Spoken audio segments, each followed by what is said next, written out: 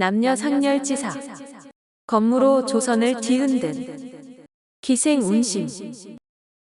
조선의 기생들은 악기를 잘 다루고 노래를 잘 불렀을 뿐 아니라 춤도 잘 추어서 예기라고 불렸는데, 노래하는 기생으로는 석계가 가장 유명하고 춤추는 기생들 중에는 건무를 추는 운심이 조선을 뒤흔들었습니다. 석계의 단가는 하늘에서 들려오는 소리 같았고, 운심의 건무는 사대부들의 넋을 빼앗을 정도로 아름다웠다고 합니다. 운심은 영남 밀양의 유명한 기생으로 칼춤에 뛰어났다고 전해지며, 윤순의 소실로 있다가 만년에는 전국을 여행하다가 생을 마쳤다고 합니다. 당시 경상도에서는 여자 이름에 심자를 주로 사용했기 때문에 경상도 출신이라는 것을 알 수 있으며, 그녀는 청성잡기, 건무기, 응천교 방죽지사, 이변기 등에 기록되어 있습니다. 운심은 20살 때 선상기로 선발되어 한양으로 올라갔고, 건무를 춤춰서 귀족 자제들의 시선을 압도했습니다.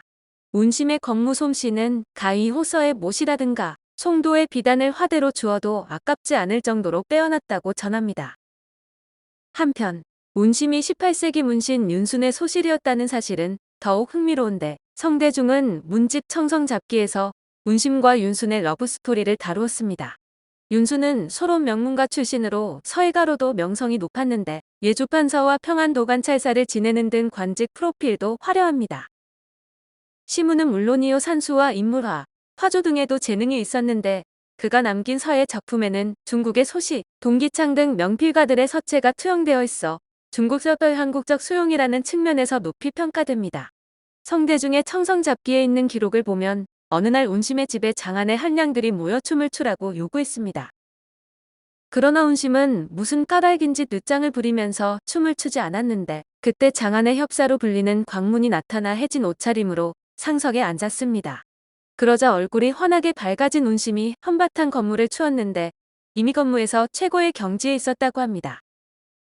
밀양 사는 운심은 유명한 기생인데, 절도사 이은춘이 영변의 수재로 있을 때 자기 아버지가 사랑하던 기생이라며 데리고 왔습니다. 운심은 이때 이미 늙어머리가 헐게 세었는데, 운심이 동대에 올라 한참 동안 사방을 바라보다가 갑자기 강개하여 말했습니다. 후세의 만일 밀양의 운심이가 약산의 동대에 올라 즐거움을 이기지 못해 뛰어내려 죽었다 하면 어찌 장한 일이 아니겠는가. 이렇게 말하고 치마를 감싸고 몸을 날려 떨어지려 하자 모두들 깜짝 놀라 붙잡아 겨우 말렸다는데, 이덕무가 영변 약산에 올랐을 때 남긴 기록으로 운심은 이때 백발의 노파가 되어 있었습니다.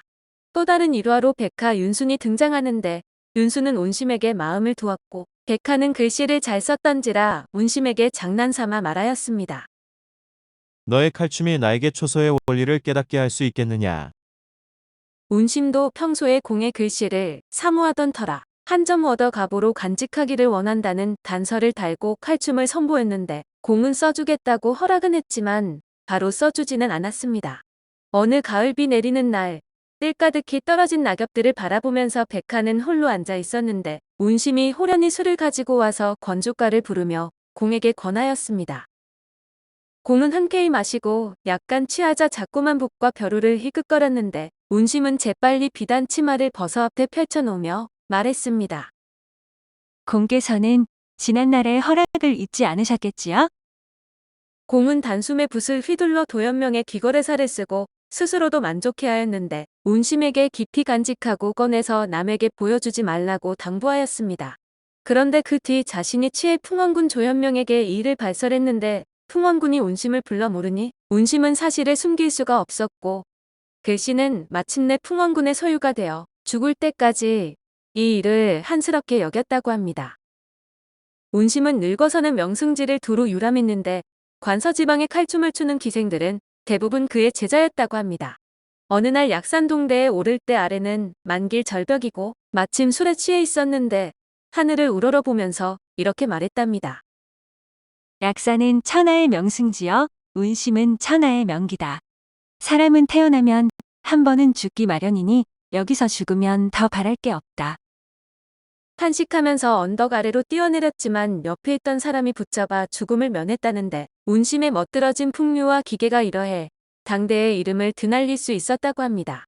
노양산 소기의 부록인 건무기에서는 2명의 기생이 춘 칼춤에 대해 묘사하면서 금세 건무에 뛰어난 기생들은 대부분 그녀의 제자라고 했습니다. 또한 음천교 방죽지사에는 운심은 칼춤이요, 옥랑은 가야금이로다라는 구절이 있어 그녀가 칼춤에 뛰어나다는 것을 알려줍니다. 고려사전류의 기록을 보면 운심은 당대 건무의 최고 대가로 기생들의 춤 중에 포구락은 거대한 연회에 주로 사용되었는데 궁중 연회에서 기록을 많이 찾을 수 있으나 민간에서도 공연되었답니다. 하청절이기에 만춘정에 행차해 재신과 추신 시신과 더불어 연흥전에서 연회를 열었습니다. 대학서와 관현방에서 채봉주나 헌선도 포구락 등의 놀이를 갖추어 행하고 또 정자 남쪽 포구에서 배를 띄우고 물결을 따라 오르내리며 서로 시를 부르고 화답하다가 밤에 이르러 비로소 파하였답니다.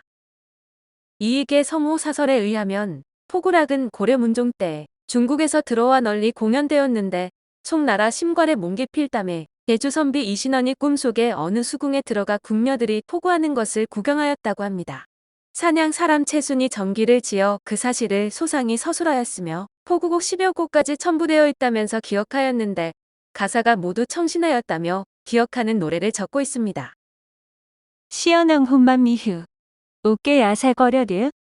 저녁 잔치에 임금을 모시고 밤이 깊도록 노니. 야색 아름다운 뜰에 달빛이 흐르도다. 조례자각승은 취. 소소방인인 수구. 아침에야 임금의 은혜로 취한 줄을 알았으니 예쁘게 웃어주는 기생이 공을 찼다 하더라.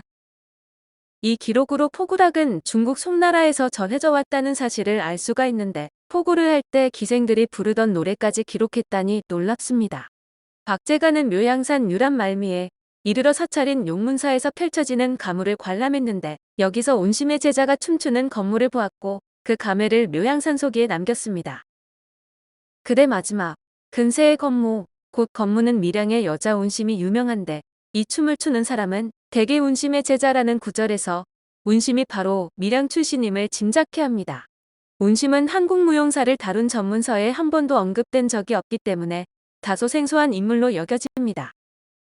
밀양 출신 운심은 선상기로 뽑혀 궁중 연향에 참여했으며 이후 귀향하지 않고 중앙무대에서 활동하다 말년에 이르러 조선 팔도를 주유하면서 건무의 명인으로 그 이름을 세상에 널리 알린 것으로 추정됩니다. 건무는 조선 후기 팔도의 교방에서 가장 인기 있는 레퍼토리 중 하나로 운심의 밀양 건무는 이건무 형식, 즉 쌍건무로 이는 조선 후기 당대를 표상하는 뚜렷한 트렌드였습니다. 운심의 밀양 이건무는 조선 후기 교방을 거쳐 일제강점기 권번을 통해 오늘로 전승되고 있습니다. 오늘 남녀상렬지사는 건무로 조선을 뒤흔든 기생 운심이었습니다.